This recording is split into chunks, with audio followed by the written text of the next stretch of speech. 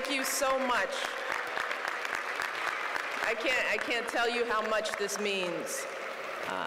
I am so proud to receive this honorary degree from this phenomenal university.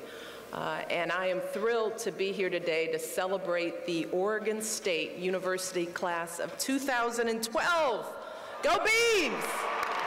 Oh, I want to start by thanking President Ray for that very kind introduction and for the degree. I also want to thank Provost Randhawa.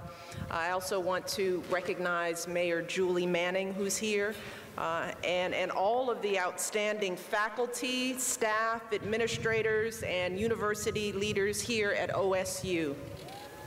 I also want to acknowledge Tonga as well, and all of the student speakers who are going to be on this stage today. We are so proud of you all. And of course, to the stars of today's show, the class of 2012, congratulations!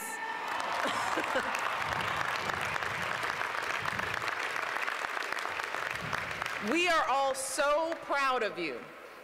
We are proud of how hard you've worked, how much you've grown, and all that you've achieved during your time here at Oregon State. And I know that none of you did this alone.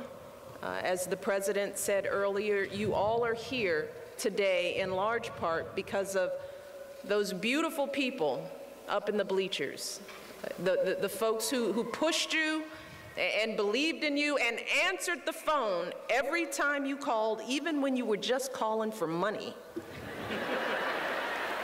So graduates, again, let's give another round of applause to your family, especially to all of the fathers out there on this beautiful Father's Day. Today is their day too.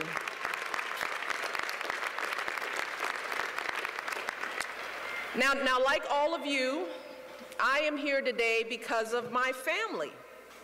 As you know, Craig Robinson, your men's basketball coach, is my big brother.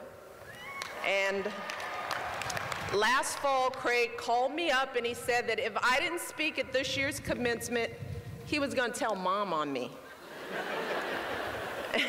And since our mother now lives with me, that threat actually still carries some weight. But seriously, I'm not here today just because Craig has turned the Obama family into Beaver believers, which he has. I am also here proudly because of everything this university is doing for this country. You have built one of the most sustainable campuses in America. You're conducting groundbreaking research on everything from agriculture to nanotechnology to childhood obesity. You are serving others in so many ways, tutoring children, joining our armed forces, fighting hunger and disease here in America and around the world. So let me just say, I can see why Craig feels so at home here at OSU. Because in so many ways, the values you all embody are the values that he and I were raised with. Craig and I grew up on the south side of Chicago, and our family was very close. I mean literally close, real close. Because my mom, my dad, Craig, and I, we lived in a little bitty apartment. And for years, Craig and I shared a bedroom divided by a wooden partition to give us the illusion of separate rooms. And at night, Craig and I would whisper to each other through the cracks in that partition until one of us fell asleep, or Mom yelled and said, "Shut up, be quiet," one or the other.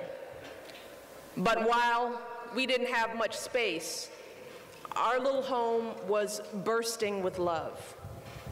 I mean, we spent lots of time together as a family, laughing and sharing stories at dinner each night, playing board games, card games for hours, huddled around the kitchen table.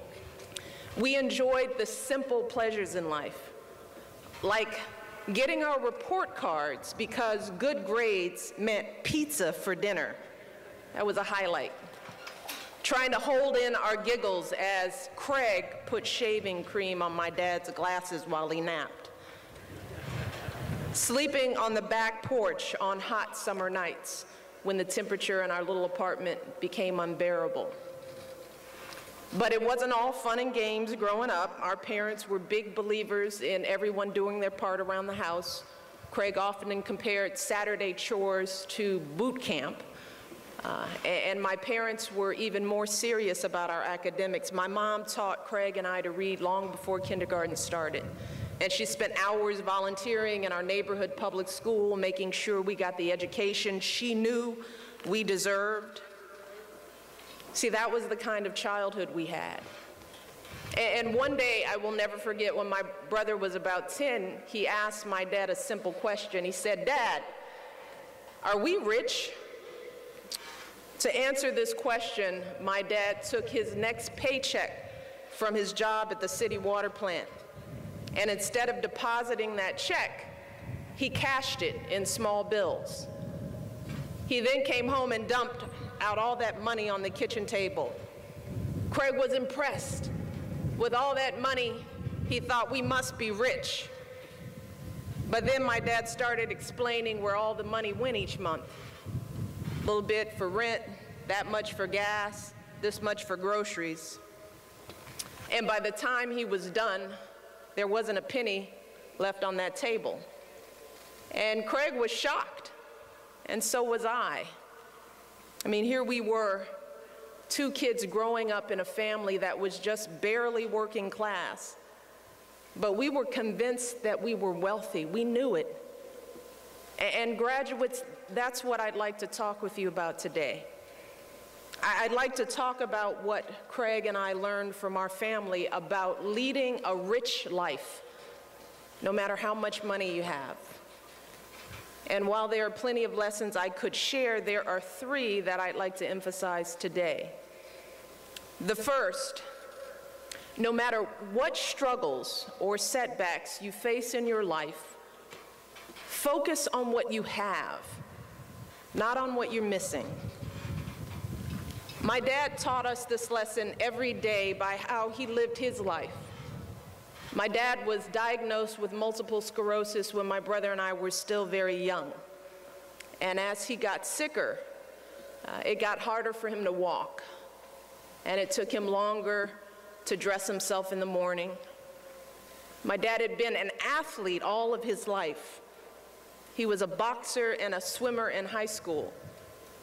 So it must have been hard for him to feel his body declining, to go from being an active, vibrant young man to barely being able to make it up the stairs. But if he was in pain, if he was at all disappointed with his fate, he never let on. He never stopped smiling and laughing, and even as he struggled to prop himself up on his crutches to teach us to catch a ball or hold a bat or throw a punch. No matter how bad he was feeling, he hardly ever missed a day of work because he was determined to be our family's provider and to give me and Craig the kind of opportunities he'd never dreamed of for himself. And there is not a day that goes by that I don't think about how our dad and how much he sacrificed for me and Craig to be the people we are today. And today, as First Lady, I see that same spirit, you know, that same kind of sacrifice in people I meet all across this country. I see it in parents like my dad, struggling to support their families. I see it in students like all of you working so hard to get an education. I see it in young people who are serving this country in uniform, facing challenges that most of us couldn't even imagine. And I've seen this firsthand, the sacrifices that our American heroes are making. As First Lady, I've had the extraordinary privilege of visiting wounded warriors in military hospitals all across this country. Many of them are your age or younger. and they have suffered terrible injuries. Some of them have lost a limb. Some of them have lost 2 limbs, some 3. They've endured dozens of surgeries. They've spent months learning to walk again and to talk again. But despite the challenges, they persevere. They aren't looking back. They aren't dwelling on what they've lost. Instead, they are making plans for their lives. They're reimagining their futures. They tell me they're not just going to walk again, they're going to run, and they're going to run marathons. I recently met a young Navy lieutenant named Brad Snyder who'd been blinded by an IED explosion in Afghanistan. He competed in this year's Warrior Games as a runner and a swimmer.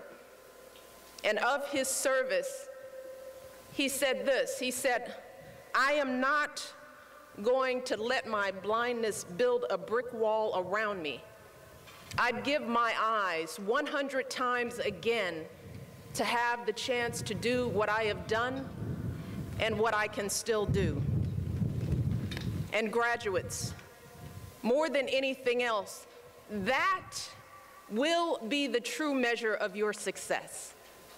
Not how well you do when you're healthy and happy and everything is going according to plan. But what do you do when life knocks you to the ground and all your plans go right out the window? In those darkest moments, you will have a choice. Do you dwell on everything you've lost, or do you focus on what you still have?